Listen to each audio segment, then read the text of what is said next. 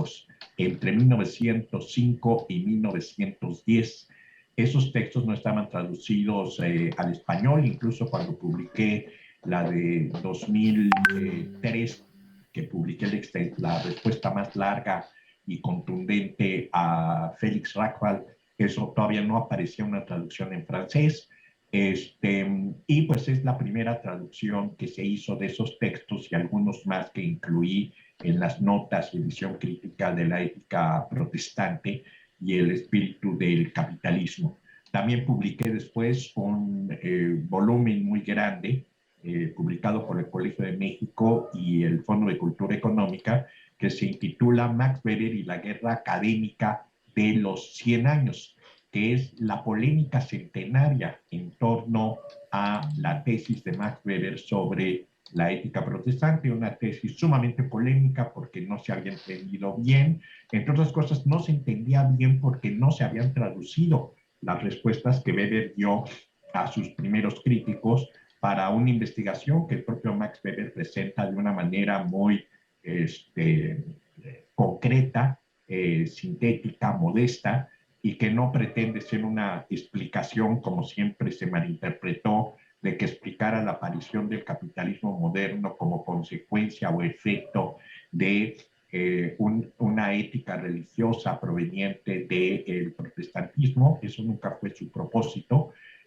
Siempre insistió en que había que ponerle mucha atención al título de su libro, que era el de no era de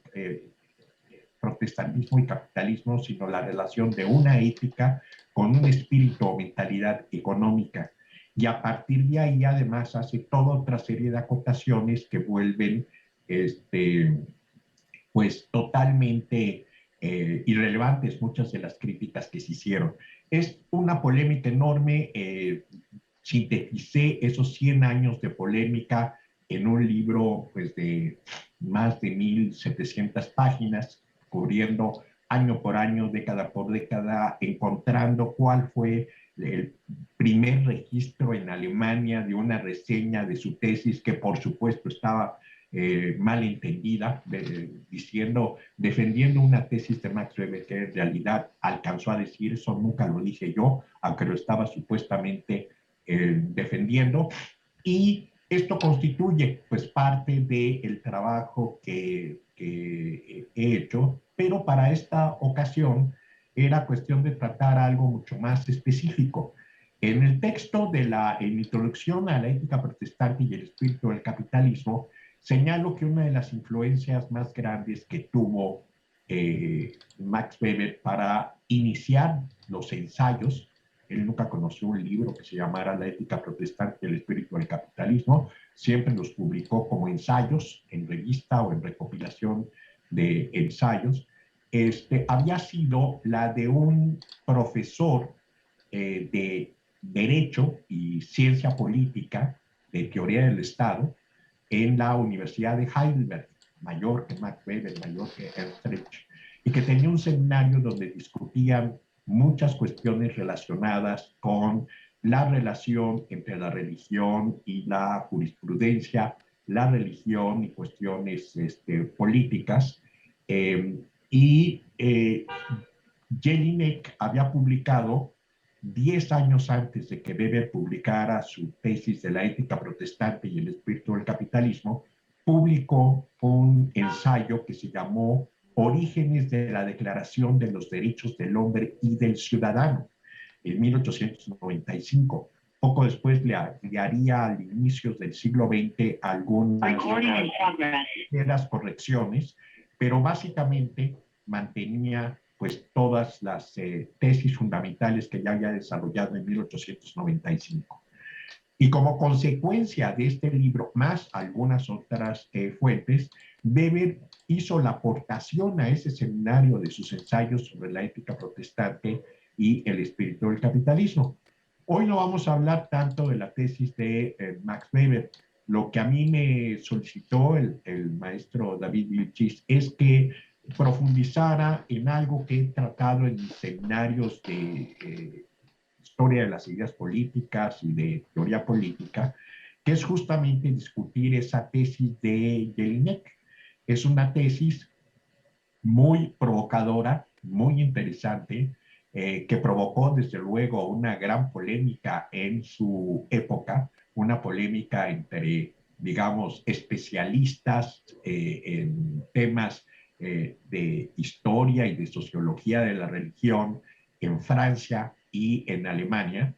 porque la tesis de Georg Jelinek en este texto de los orígenes de la Declaración de los Derechos del Hombre y del Ciudadano, del cual existen ya dos traducciones. La que yo uso es la de Editora Nacional de Madrid,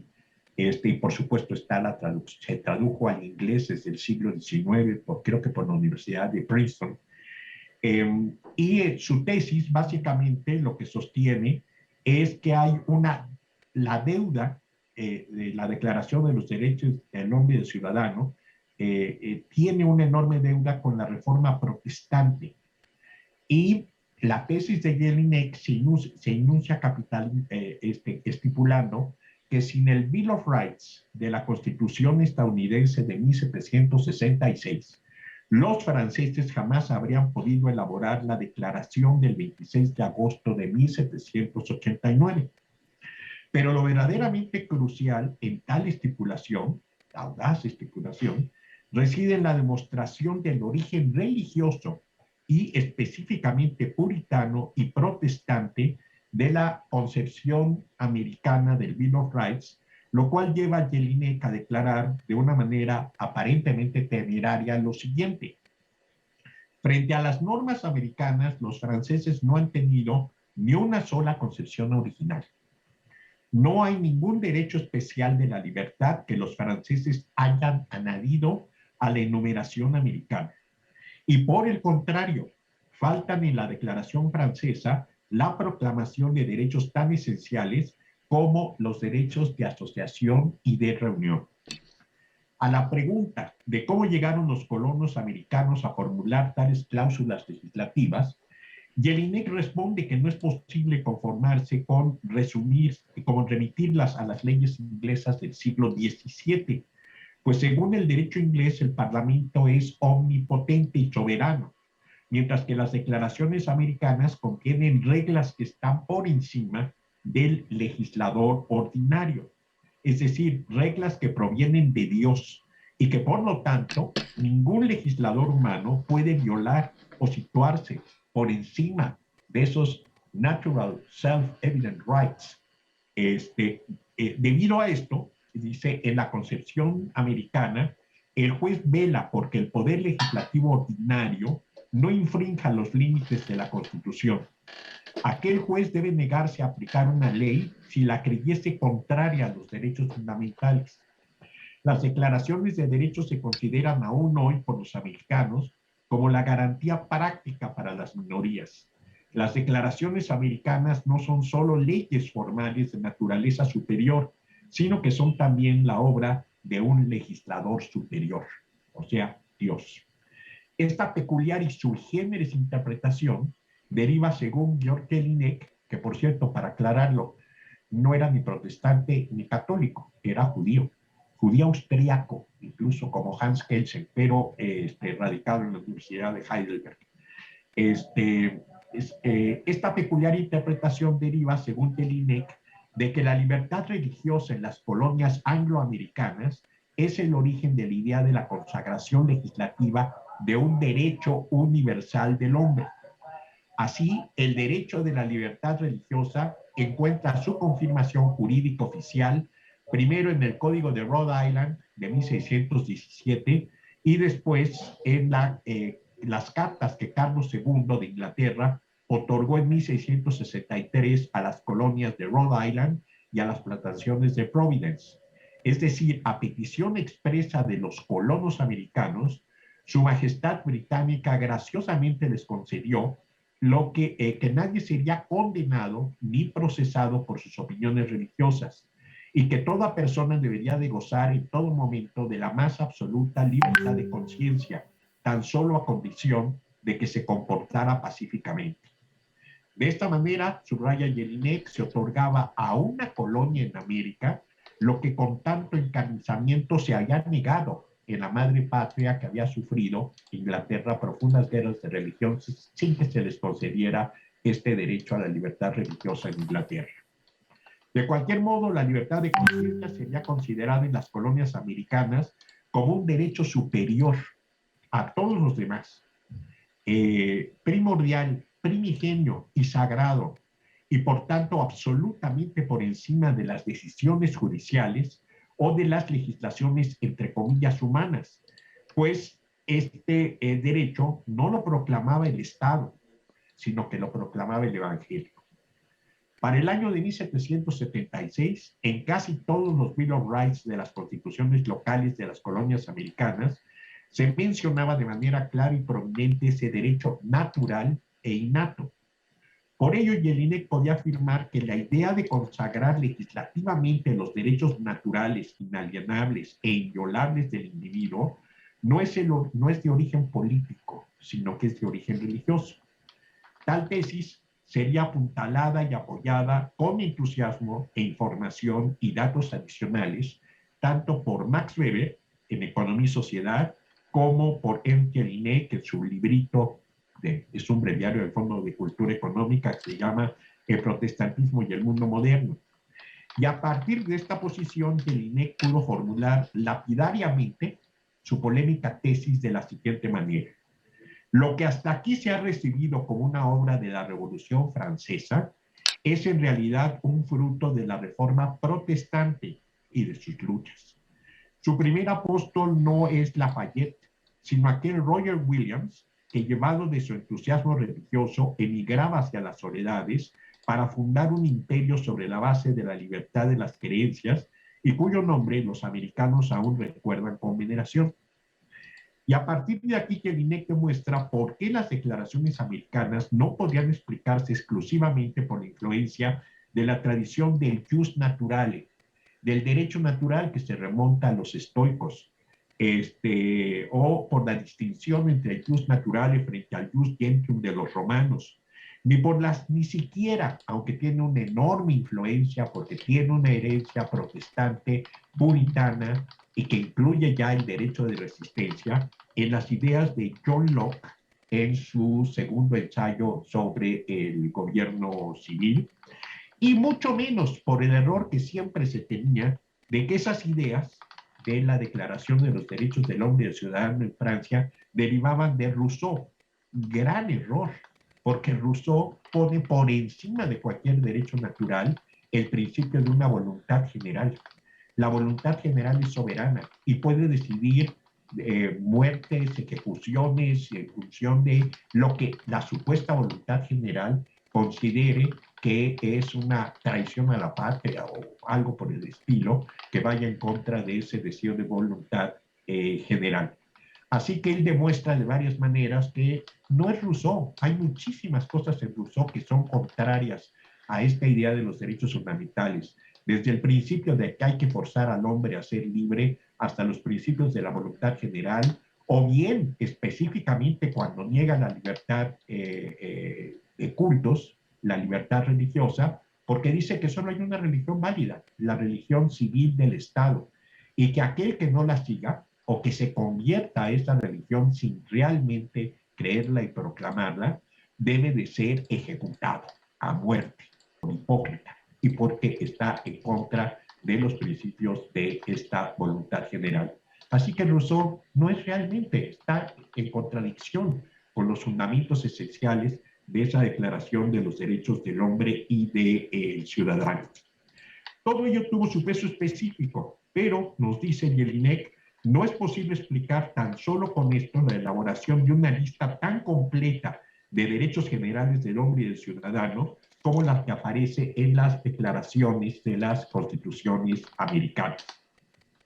A pesar, pues, de que los principios de 1789 se originan en los de 1776, Jelinek también reconoce que la Declaración Francesa pronto adquirió su propia autonomía secularizada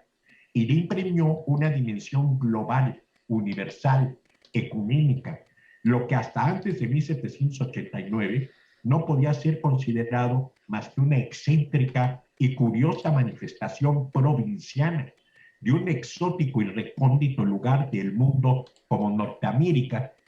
tal y como después se pudo haber visto Australia, un enorme territorio con unos colonos que desarrollaban unas ideas curiosas de carácter utópico, pero que a final de cuentas era como un rancho grande, todavía en el siglo XVIII. En otras palabras, la Declaración Francesa universalizó y convirtió en cosmopolitismo las ideas de Rancho Grande contenidas en las declaraciones americanas, dándoles así una auténtica dimensión mundial.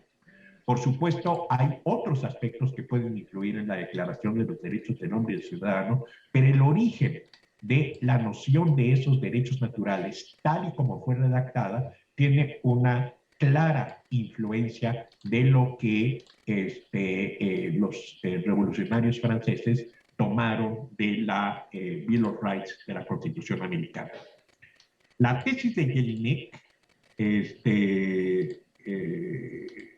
se puede entender como un provisionalismo. Sí, era provinciano en esa época, estamos hablando del siglo XVIII, no vamos a hablar después del siglo XIX. La tesis de Jelinek entonces no tan solo recibió apoyo, sino también serias críticas, tanto por parte de los ofendidos franceses como Émile Boutmy, Émile Doumergue, como en interpretaciones más serenas como la de Ernest Cassirer, quien en su filosofía de la ilustración nos dice que no debería subestimarse la enorme influencia del pensamiento ilustrado sobre los autores de las declaraciones americanas y mucho menos sobre los de la Declaración Francesa. Pero aun cuando esa crítica es correcta, también es cierto que sigue en pie la tesis de que la idea americana de los derechos naturales e inalienables del ser humano es de origen religioso y no político. Solo esta tesis permite explicar, por otro lado, muchas peculiaridades sobre cómo opera hasta la fecha el sistema judicial de los Estados Unidos, y podríamos decir en muchas otras cosas, como el lema que aparece en el dólar de In God We Trust, y muchos otros elementos puritanos y de doble moral hipócrita y lo que se quiera, pero sigue siendo fundamental esta concepción religiosa.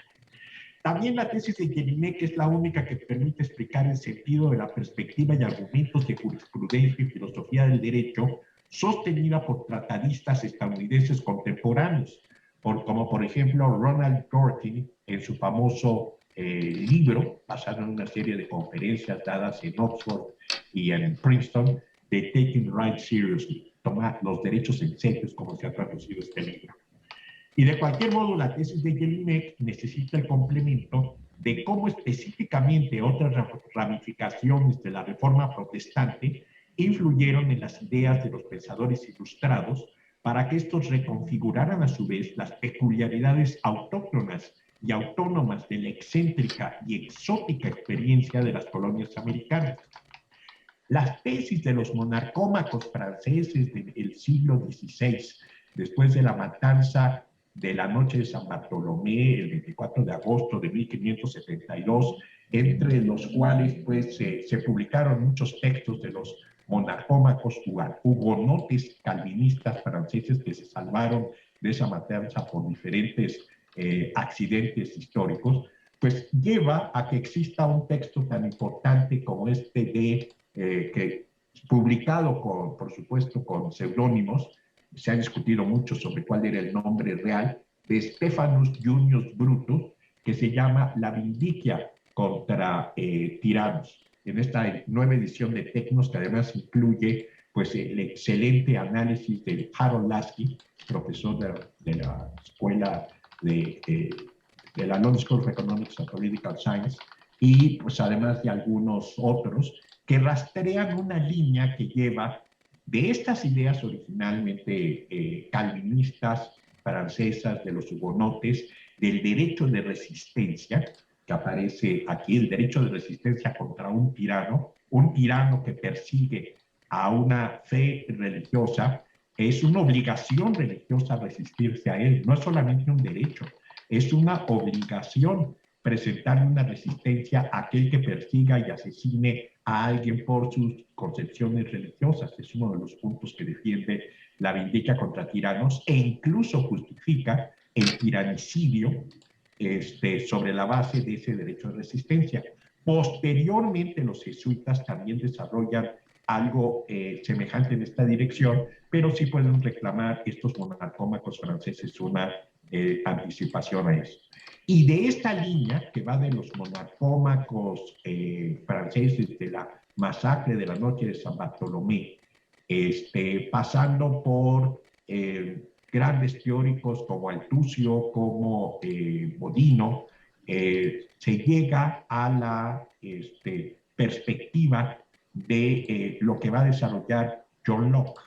un calvinista inglés educado en Oxford, en el Christ Church, el de Harry Potter. Ese colegio es el de John Locke en Oxford, y que lo llevó a darles asesorías a los colonos americanos, especialmente en Virginia, para que elaboraran, entre otras cosas, su Bill of Rights basados en principios e ideas que ya están contenidas en el derecho de resistencia en el segundo ensayo sobre gobierno civil de Locke, y de ahí pues a la tesis de Jelinek, que dice hay esta peculiaridad del origen religioso de esos derechos naturales frente a los derechos políticos, y que hasta la fecha tiene una enorme importancia para extender posiciones judiciales en los Estados Unidos. Por supuesto, las tesis que siempre se han dicho, que la tradición del derecho natural es algo que se puede remontar a la Edad Media, y antes de la Edad Media a San Agustín, y de San Agustín a Séneca, y que se encuentra en los estoicos. Es cierto, existe esta tradición de derecho natural, pero no con estas características tan específicas de limitación de esos derechos, de esa importancia, además de la libertad religiosa, libertades que además se definen en términos negativos, que lo dice también por allí Jelinek, y lo repite Harold Lansky, que pues estas libertades son negativas en el sentido de que es una libertad que se defiende frente a la posición de un poder, y no es tanto la afirmación de una libertad positiva. Es algo que está por encima incluso de las decisiones de un poder constituido o de un Estado. Esto es lo que sí está en estas declaraciones, en estos Bill of Rights, que no aparecen tan claro en otras posiciones, aunque ciertamente se pueden remontar antecedentes a los monarcómacos de las guerras de religión del siglo XVI.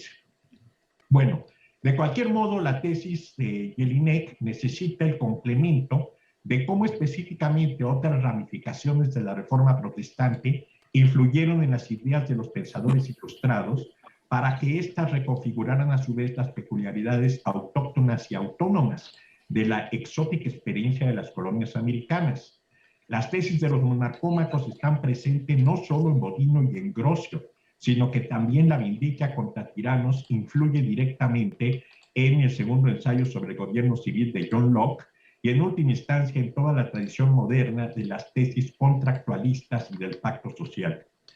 Y si hemos de creerles a algunos autores como John Neville Figgis y Carl Friedrich, prácticamente todas las ideas del contrato social de Rousseau se encuentran prefiguradas y anunciadas en la política metódica digesta de Johannes Altusio, el heredero alemán naturalizado holandés de las grandes tesis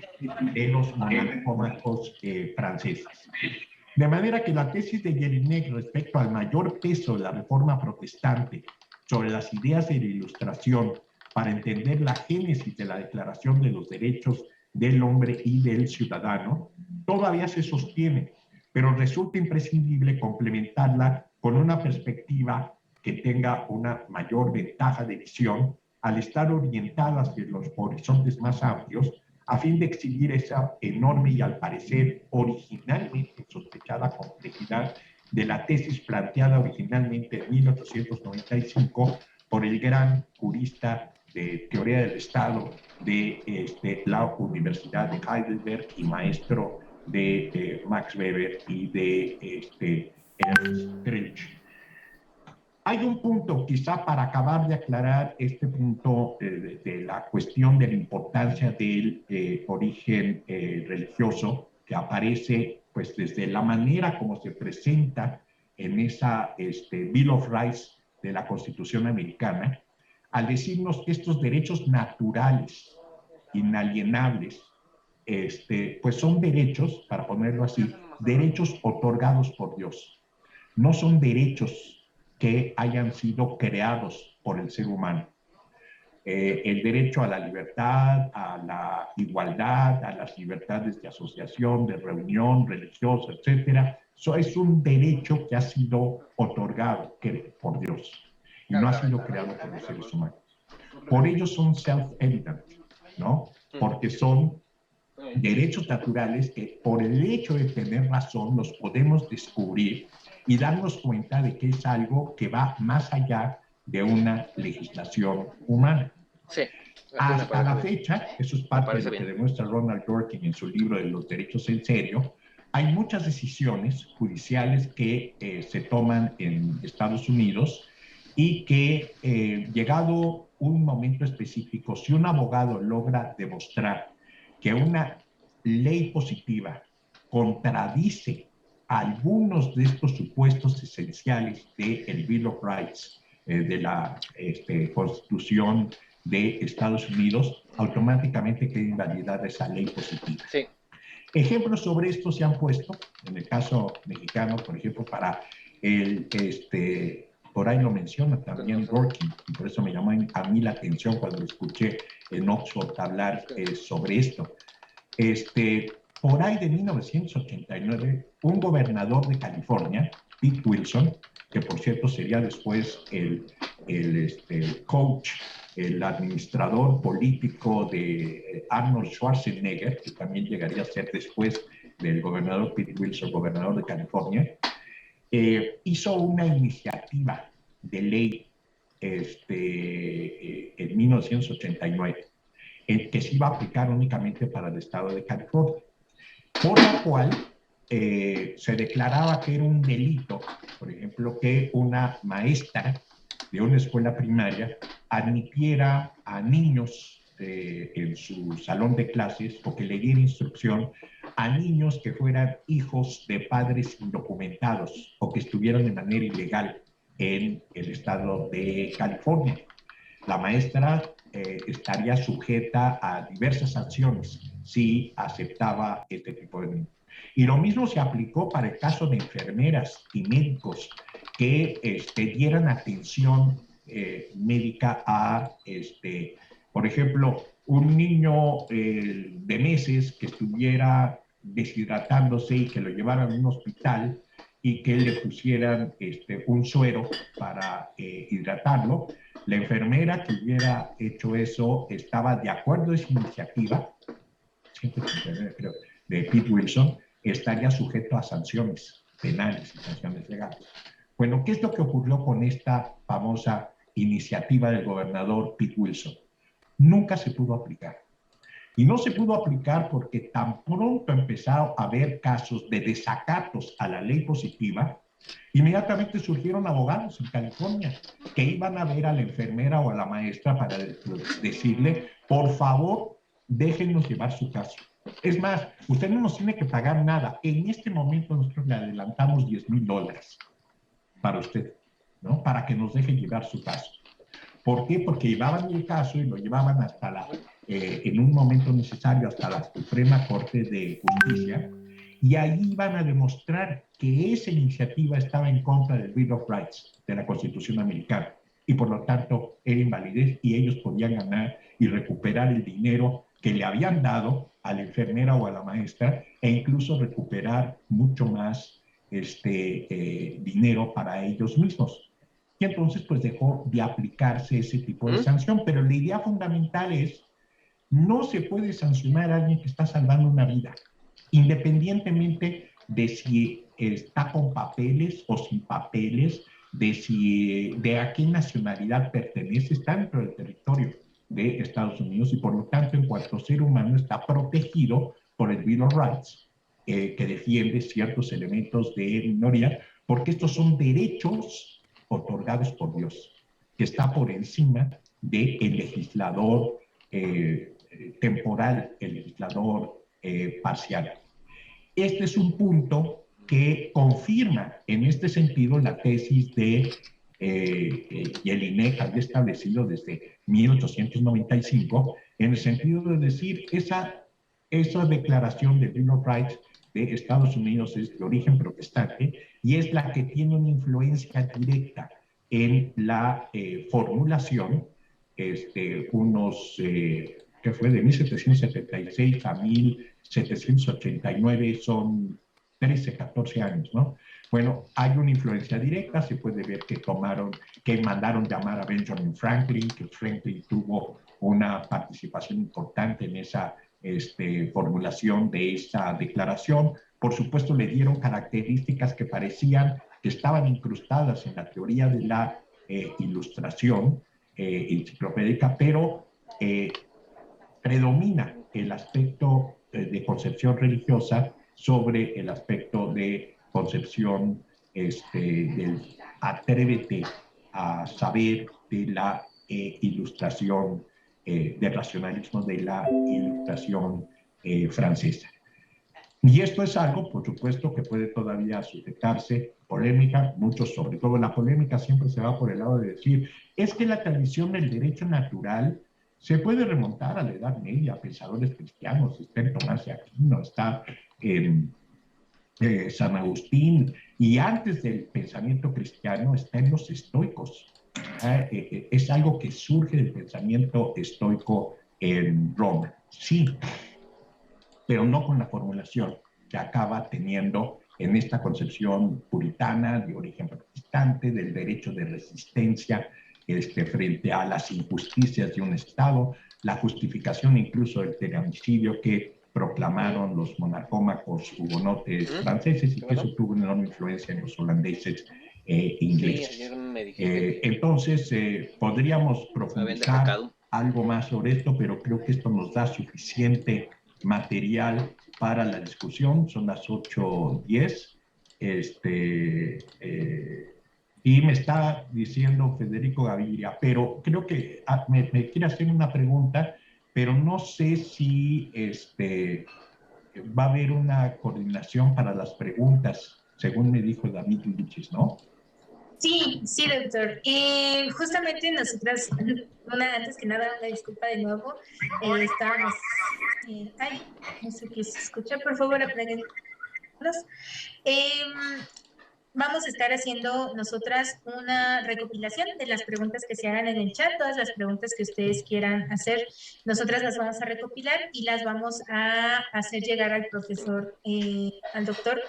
al finalizar la sesión. Ahorita me parece que el doctor preferiría que justamente se hicieran algunas preguntas, por lo que entiendo. Entonces, creo que sería, bueno, voy a leer justamente la pregunta de Federico Gaviria, que dice: doctor, antes que nada, muy honrado por asistir a la charla. Quisiera preguntar lo siguiente: ¿no habría ciertamente un problema en el que un problema en el momento en el que los derechos humanos son usados como instrumento opresor por aquellos estados que, como usted ilustra, los usaron como mecanismo de respuesta a una opresión religiosa? ¿Cómo criticar aquellos principios que, para mal o para bien, nos han permitido alcanzar cierto bienestar social y tomar posición ante muchas atrocidades? Y una segunda pregunta que creo que podemos integrar es la que acaba de realizar Daniel Rosales. Sí, pero podemos tomar como sinónimos los derechos naturales y derechos humanos. Y yo lo dejaría ahí y posteriormente creo que sería bueno integrar las siguientes preguntas. Le regreso el micrófono. La segunda pregunta no la escuché bien. Claro, pero podemos tomar como sinónimos los derechos naturales y derechos humanos. Sí, se pueden tomar como sinónimos los derechos naturales y derechos humanos. Tal como, bueno, empiezo por esta. Sí, sí se toman como sinónimos en el sentido, nuevamente, de acuerdo a esta concepción religiosa, esos derechos naturales que no han sido creados por el derecho positivo de los seres humanos, sino que han sido otorgados por un legislador superior. que está identificado por Dios, hace que por ser de carácter natural, los seres humanos puedan comprender mediante su razón la característica natural que tiene esa posición de un legislador. Y pues la posición de que son autoevidentes es por supuesto algo que puede ser muy cuestionado. Se ha discutido muchísimo qué tan autoevidentes son, si en realidad son intuitivos, si son racionales, pero en principio la idea es que los derechos naturales y los derechos humanos tienen esta característica, aunque en una concepción original creados, otorgados por un legislador superior. Es un derecho humano, el derecho natural a la libertad, a la igualdad, a la justicia y a todas esas derivaciones de las libertades, ¿no? Porque pues, hay muchísimos tipos de libertades, pero lo que más se defendió en el caso del Bill of Rights de las colonias americanas era justamente el derecho a la libertad religiosa. Por supuesto, era una libertad religiosa concebida en términos cristianos y en términos de sectas protestantes, más que de iglesias, pero eran comunidades que preferían seguir su propio derecho sin ser perseguidos. En cuanto a lo primero, de que a veces esos derechos humanos se pueden usar como pretexto para algún otro tipo de cuestiones opresivas, se pueden encontrar ejemplos históricos al respecto. Es cierto, pero lo más importante es que esos derechos humanos son muchas veces como cuestiones de derecho de resistencia frente a lo que se consideran que son intromisiones del Estado, que no debería de estar interfiriendo sobre esta libertad que se entiende en términos negativos. Es una cuestión que se puede seguir dando, lo estamos viendo ahora un poco en la cuestión de la guerra, de la invasión rusa a Ucrania, ¿no? Que aunque a Vladimir Putin no le gusta llamarla ni guerra ni invasión, incluso está penado dentro de Rusia llamarlos así, y va a dar uno a la cárcel si así lo utiliza, pues genera un problema de que en este momento en Ucrania se están dando pues genocidios, violaciones de derechos humanos, y que aunque se quiere hacer a veces la contraparte de decir que también han muerto, incluso hasta pueden haber muerto más soldados rusos que soldados propiamente del ejército ucraniano, lo cierto es que ha habido pues asesinatos, ejecuciones, de violaciones de personal civil, no militar, violaciones de mujeres que se han dado claramente también en esas zonas, y eso es lo que se considera que los rusos no pueden decir en cuanto a ejército invasor, que es equivalente el hecho de lo que hayan muerto soldados rusos con uniformes y que eso es equivalente a los asesinatos y ejecuciones de población civil, que es lo que ha llevado pues, a una acusación de genocidio, y que es una acusación de genocidio que no lo está proponiendo en este momento ningún prima facie, ningún país de la Unión Europea o Estados Unidos que llamó genocida a Biden, sino que lo está promoviendo el propio presidente Volodymyr Zelensky de Ucrania, con una demostración cada vez más grande de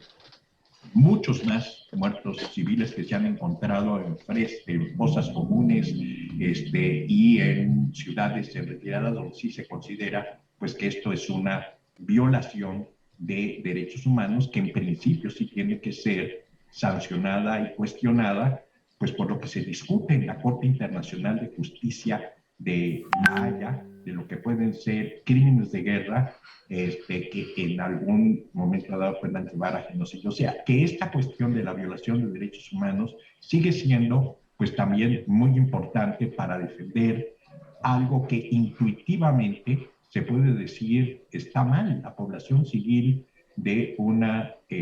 sociedad no debería de estar siendo castigada de esa manera, que rebasa ya los límites de lo establecido por convenciones de Ginebra, de reglas con respecto a cómo incluso en una guerra, operan elementos de un derecho internacional y que quizá precisamente es algo que Putin ha querido evitar. Por eso no le llama guerra, por eso se resiste a llamarlo guerra o a llamarlo invasión, sino que le ha llamado siempre una operación militar especial que ya se ve que lleva como objetivo pues quedarse con la parte del este de Ucrania,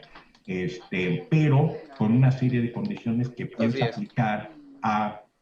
Ucrania, que es un estado al que no le reconoce su soberanía, su autonomía, y esto es parte pues del enorme conflicto que se ha generado al respecto. Pero a final de cuentas yo creo que pues lo que ahora podemos saber con toda la información tecnológica y con todo lo que podemos